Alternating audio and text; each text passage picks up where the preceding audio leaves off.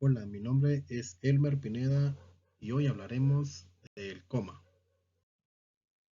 En la práctica médica, el análisis clínico de pacientes inconscientes y comatosos es expresión sintomática de enfermedad usualmente grave. Se convierte en una necesidad cotidiana que demanda una pronta acción diagnóstica y terapéutica. Para definir los estados de alteración de la conciencia no ha existido acuerdo unánime en la literatura médica, asignándole tantos y tan difíciles significados, que es casi imposible evitar cierta ambigüedad en su uso. Consideramos oportuno compartir la siguiente clasificación de los estados de alteración de la conciencia. Entre los estados agudos de alteración de la conciencia están las alteraciones agudas del contenido de la conciencia o estados confusionales agudos. Estos se dividen en estado confuso obnubilado o estado confusional hipoalerta y el delirio, que es el estado confusional hiperalerta. Los estados confusionales agudos denotan situaciones en las que predomina la alteración del contenido de la conciencia. Por otro lado, los estados o alteraciones agudos del estado de la vigilia. Estos se dividen en obnubilación o embotellamiento mental, estupor, que es cuando el paciente no responde y se despierta solo con estímulos verbales o dolorosos, repetitivos y fuertes, y el coma, que con este ningún estímulo despierta al sujeto, y el cual será el centro de este tema. También están los estados subagudos o crónicos de alteraciones de la conciencia, los cuales se dividen en demencia, hipersomnia, estado vegetativo y el mutismo asinético.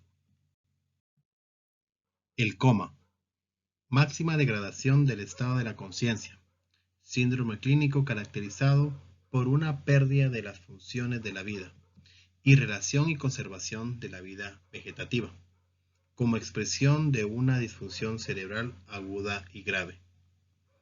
También se define como la incapacidad de obedecer órdenes, hablar y mantener los ojos abiertos.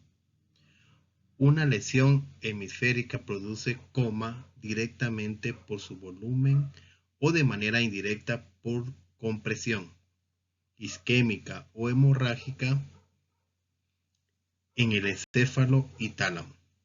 Esta lesión por crecimiento radial crea un cono de presión transtentorial y comprime el sistema reticular activador ascendente en la parte dorsal del tronco encefálico. Clasificación. Existen múltiples clasificaciones del estado de coma, según el porcentaje del daño cerebral, el sitio y la causa.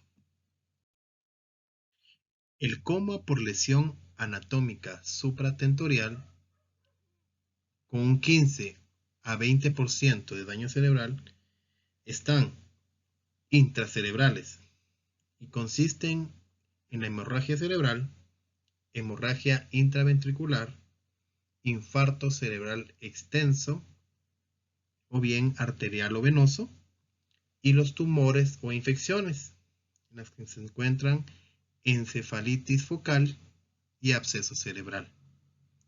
Por otro lado están los extracerebrales, y en ellos se encuentran los tumores, la hidrocefalia, la hemorragia intracraneal postraumática, epidural o subdural, y la epiema subdural.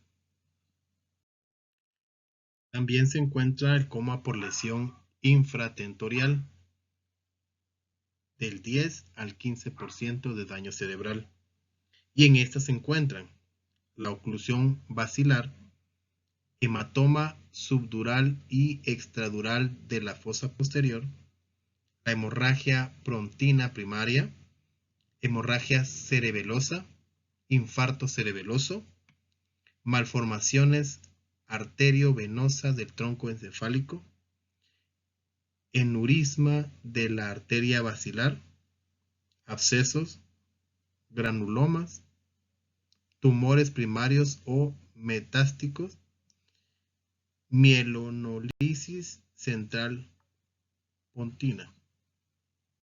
El coma por lesiones difusas tóxico-metabólicas tienen un 65 a 75% de daño cerebral, y en ellos se encuentran los exógenos, fármacos, tóxicos y trastornos físicos.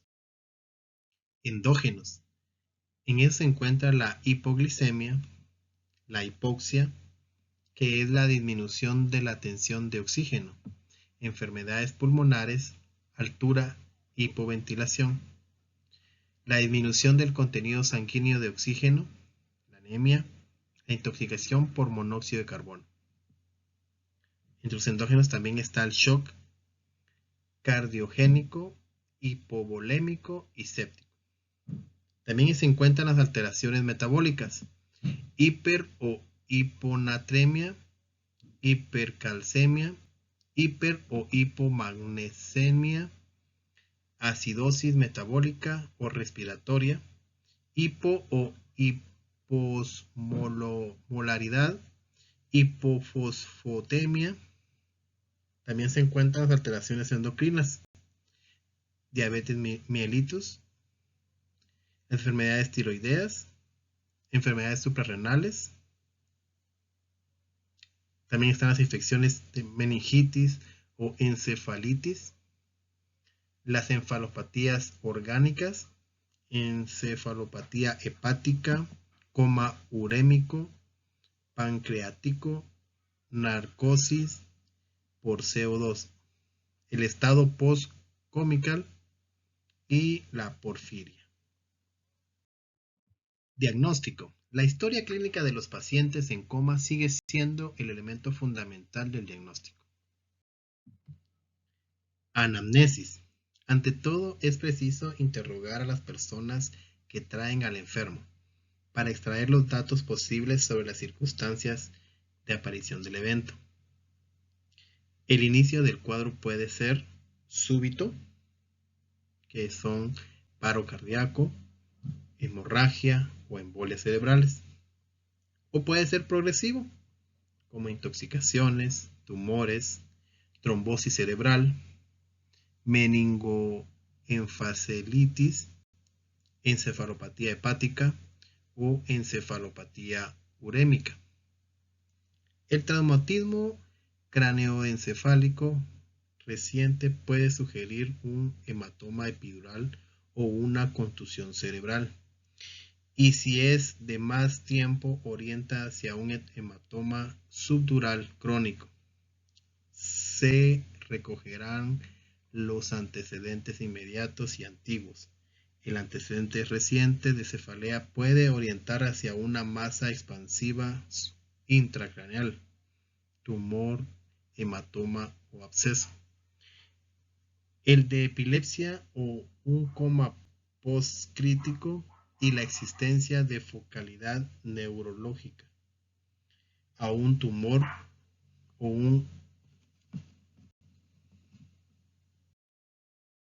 el precedente de traumatismo craneal, ingestión crónica de fármacos con acción sobre el sistema nervioso central y otros tóxicos, drogas o alcohol, la existencia de alguna patología sistémica, ya sea renal, hepática, cardíaca, hematológica, diabetes, infecciones recientes, antecedentes psiquiátricos y trastornos neurológicos previos pueden ser de gran ayuda diagnóstica.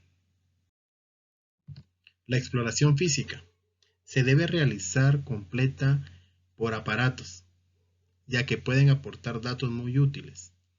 Un aumento en la presión arterial orienta hacia una hemorragia cerebral, una encefalopatía hipertensa o una nefropatía con coma urémico. La hipotensión arterial puede aparecer en multitud de procesos, como la diabetes, alcoholismo, intoxicación barbitúrica, hemorragia interna, infarto de miocardio, sepsis de gram negativos y enfermedades de Addison. Ante un paciente comatoso y febril, se pensará en una infección, ya sea neumonía o meningitis bacteriana, o en una lesión de los centros reguladores de la temperatura. La hipotermia se observa en casos de coma etílico o barbitúrico, hipoglucemia, hipotiroidismo e insuficiencia cardiocirculatoria. La hipotermia se puede producir trastornos de la conciencia cuando la temperatura es inferior a 31 grados centígrados. Los niveles de conciencia. La profundidad del coma se explora aplicando al paciente estímulos de intensidad creciente, verbal, táctil y dolorosa, y se clasificará según la mejor respuesta obtenida durante la exploración. Para valoración del estado de coma, utilizaremos la escala de Glasgow, que muestra la tabla siguiente. Apertura ocular. En eso se encuentra si puede ser espontánea, al llamado, al dolor y ausente, las cuales serán valoradas 4, 3, 2 y 1 respectivamente. También se evalúa la respuesta verbal, las cuales son orientada, confusa, inapropiada, incomprensible y ausente. De igual manera serán valoradas entre 5, 4, 3, 2 y 1 respectivamente. Y por último la respuesta motora, el cual se evalúa si obedece, si localiza, rastrea, la descorticación y la descerebración y ausente, las cuales se evaluarán entre 6, 5, 4, 3, 2 y 1 respectivamente. Para poder medir el estado de coma, si es grave o crónico, debe de ser menor o igual a 8 puntos. Las pupilas. La exploración de las pupilas es fundamental en la valoración del paciente con trastornos de la conciencia. Los procesos patológicos que afectan las vías parasimpáticas, como compresión del tercer par por herniación del urcus o por rotura de una aneurisma de la carótida interna, originan una midriasis, mientras que las lesiones de las vías simpáticas son la lesión hipotalámica, medular lateral o del ganglio estriado. Provocan miosis, acompañada de ptosis y enoftalmos, el síndrome de Claude-Bernard-Horner. Las lesiones protuberanciales ocasionan pupilas mióticas que responden débilmente a la luz. Las lesiones mesencefálicas y de tercer par producen pupilas dilatadas, poco reactivas. Los comas metabólicos no alteran los reflejos pupilares y de los originados por fármacos solo se alteran en los comas por glutetimida, atropina y opiáceos. Movimientos oculares. Seguidamente debe valorarse la posición de la cabeza y de los ojos. Los pacientes con lesiones supratentoriales miran hacia el lado contrario de sus extremidades paréticas. Miran la lesión. Los pacientes que miran sus extremidades paréticas presentan lesiones localizadas en la protuberancia infratectorial, una desviación de los ojos hacia abajo y adentro, síndrome de Parinaudo. Indica una lesión talámica o mesencefálica. Los movimientos oculares se exploran mediante los reflejos oculocefálicos, ojos de muñeca, y oculovestibulares. En los pacientes en coma, al explorar los reflejos oculocefálicos, los ojos se mueven conjuntamente en dirección contraria al movimiento. La conservación de este reflejo indica integridad en las conexiones oculomotora con los sistemas vestibular y propioceptivo. Por tanto, excluye lesión del tronco cerebral. De igual forma, esta maniobra puede valorar la existencia de paresias de los pares craneales oculares. Los reflejos oculovestibulares se exploran mediante la irrigación del conducto auditivo externo con 30 o 100 ml de agua fría, manteniendo la cabeza levantada unos 30 grados. Este reflejo explora la indemnidad del octavo par y se altera en caso de lesiones del tronco cerebral o de este par craneal. El patrón respiratorio se divide de la siguiente manera: apnea post-hiperventilación. Esto cuando se sospecha que puede existir un trastorno de alerta, pero este no está bien definido. Aparece siendo un signo respiratorio precoz. La respiración de Cheyne-Stokes es la intensidad y frecuencia respiratoria aumentan progresivamente hasta un límite y luego disminuye del mismo modo hasta la apnea, con un carácter cíclico. El patrón indica disfunción hemisférica bilateral, en especial diencefálica.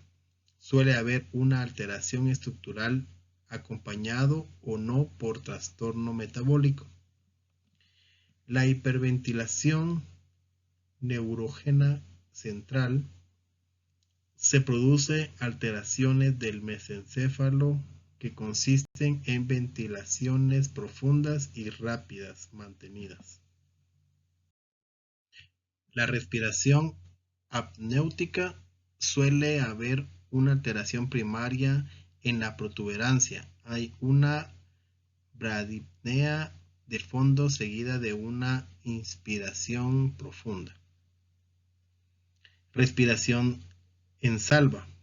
Supone una topografía lesional similar a la anterior, protuberancia algo más caudal, con respiraciones sucesivas de amplitud irregular y agrupadas, separadas unas de otras por apneas intercaladas.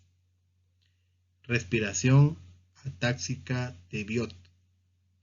Es un patrón completamente irregular de la frecuencia y la profundidad sobre la base de una hipoventilación global. Indica un daño vulvar y anuncia la próxima parada respiratoria. Depresión respiratoria. Los opiáceos y sedantes deprimen el centro respiratorio, lo que provoca en ocasiones la muerte.